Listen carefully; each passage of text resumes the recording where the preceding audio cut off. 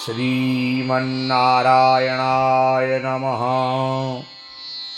तदेव लग्नं सुदिनं तदेव ताराबलं देवबलं तदेव विद्याबलं देवबलं तदेव लक्ष्मीपते तेऽङ्घ्रियुगं स्मरामि। मङ्गलं भगवान् विष्णुः मङ्गलं गरुडध्वज मङ्गलं पुण्डरीकाक्ष मंगलायतनं हरिः। श्री पाप मोचनी एकादशी महात्म्य कथा। भगवान श्री कृष्ण युधिष्ठिर महाराज जी को और ब्रह्मा जी अपने पुत्र नारद जी को एकादशी का महात्म्य श्रवण करा रहे हैं। भगवान श्री कृष्ण कहते हैं, हे युधिष्ठिर, समस्त कायिक वाचिक मानसिक पापों से निवृत्त करने वाली जो एकादशी है उसका नाम है पाप मोचनी। मनुष्य जीवन में ज्ञात अज्ञात अवस्था में किए हुए सभी पापों का प्रायश्चित पाप मोचनी एकादशी के व्रत को कर सकता है। युधिष्ठिर महाराज जी ने निवेदन किया, हे वासुदेव, आप हमें पाप मोचनी एकादशी की कथा श्रवण कराइए। भगवान श्री कृष्ण कहते हैं, हे युधिष्ठिर, मैं तुम्हें अब एकादशियों में उत्तम एकादशी पाप मोचनी एकादशी की कथा सुनाता हूँ, जो चैत्र कृष्ण पक्ष को आती है। इस दिन भगवान विष्णु का विधिवत पूजन कर नियम संयम पूर्वक व्रत धारण करना चाहिए। ओम वासुदेवाय विद्महे नारायणाय धीमहि तन्नो विष्णुः प्रचोदयात्। साथ ही साथ भगवान विष्णु गायत्री का जप ओम नमो भगवते वासुदेवाय, द्वादशाक्षर मंत्र का ओम नमो नारायणाय अष्टाक्षर मंत्र का जप करना चाहिए। भगवान श्री कृष्ण कहते हैं कि हे युधिष्ठिर, एक बार इंद्र चित्ररथ वन में गंधर्व कन्याओं के साथ विहार कर रहा था, जहाँ पर च्यवन महात्मा के पुत्र मेधावी ऋषि भगवान शिव को प्रसन्न करने के लिए तप कर रहे थे। इंद्र को लगा कि कहीं मेधावी ऋषि स्वर्ग प्राप्ति के लिए तप तो नहीं कर रहे। मन में विचार करते ही मेधावी ऋषि की तपस्या को भंग करने के लिए मंजू घोषा नाम की अप्सरा को वहाँ पर भेजा। मंजू घोषा अप्सरा ने मेधावी ऋषि को मोहित कर दिया। जो मेधावी ऋषि तप करने के लिए उस चित्ररथ वन में आए थे, मंजू घोषा के साथ काम क्रीड़ा में आसक्त हो गए।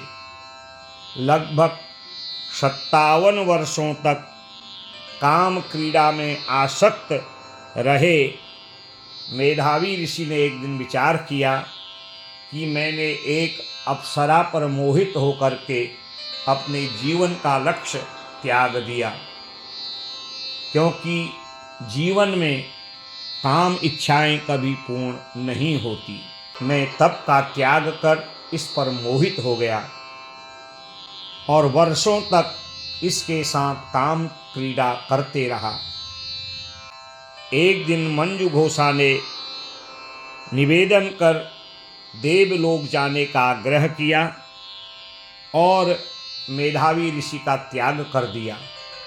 तब मेधावी ऋषि को क्रोध आया और कहा, तू जा पिशाचनी बन जा, क्योंकि तेरे काम विषय सुख के भोग में मैंने अपने जीवन का लक्ष्य प्राप्त नहीं किया और अपने तप और व्रत का त्याग किया।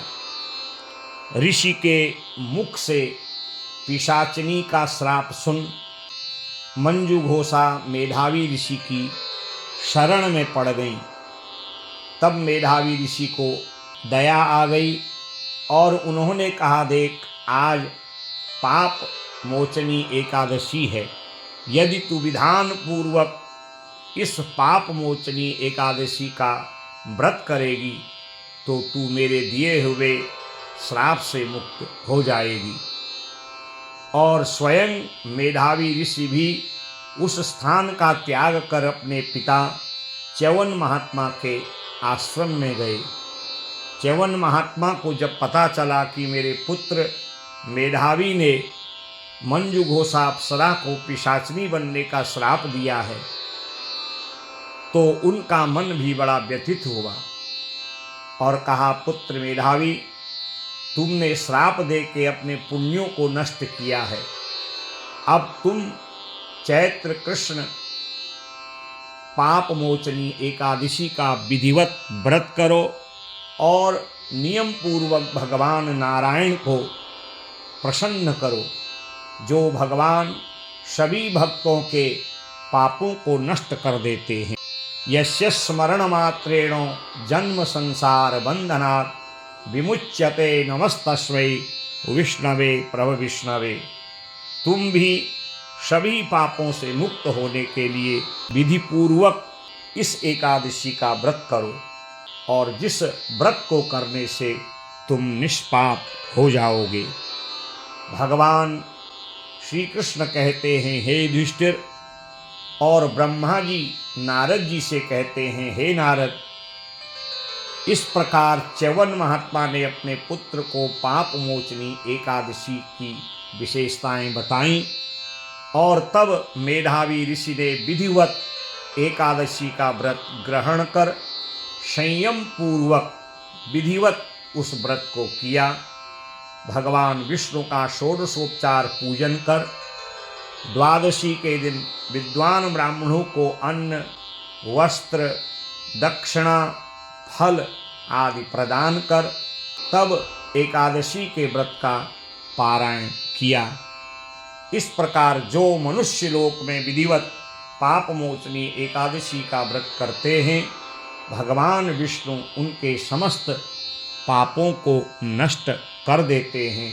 इसमें किसी प्रकार का भी कोई संशय नहीं है। हरि ओम तत्सत, हरि ओम तत्सत, हरि ओम तत्सत। श्री नारायणार्पणमस्तु।